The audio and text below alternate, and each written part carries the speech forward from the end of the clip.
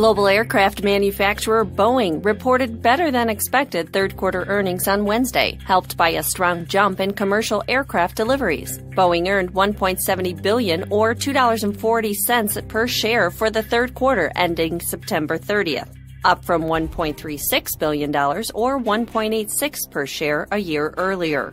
Core earnings, which exclude some pension and other costs, rose to $2.52 per share from $2.14. Analysts had expected earnings of $2.21 per share.